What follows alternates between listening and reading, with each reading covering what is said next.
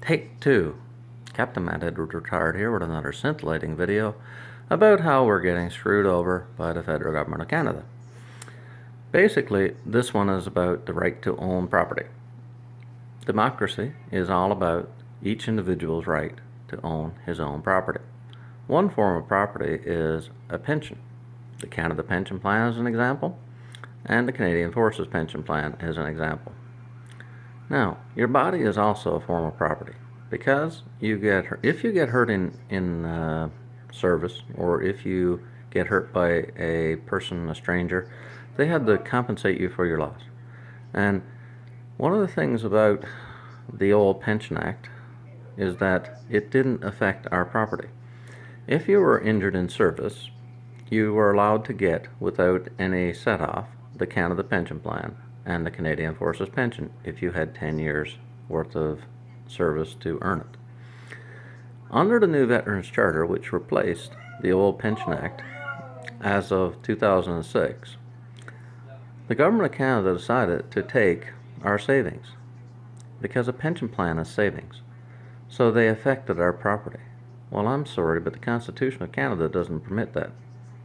Property rights are in the province of the provinces. Hey, try to make it a bit more interesting. The thing is they're not allowed to take our property, not without compensation. The thing is about the whole system here is that this is nothing but a cash grab. They looked at the SISIP model and they brought that into law, and they failed to consider that the SISIP long-term disability was acting unlawfully. The first example of that was the Dennis Manouche case. In the Dennis Manouche case, it was determined that the Pension Act pension offset was unlawful.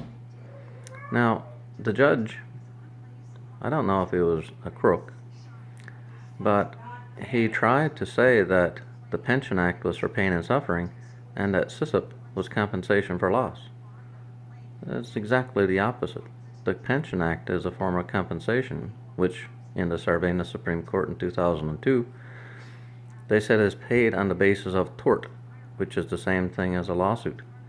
But that the Canada Pension Plan was a form of insurance, and SISIP is a form of insurance. So, I mean, basically, they've turned the law on its head. Sooner or later, they're going to be caught. And I'm trying to be the one to catch them. Hopefully, some people will start listening to me, and hopefully the lawsuit will help, make this right. But it should never have happened. The Bradburn principle rules, or it should rule.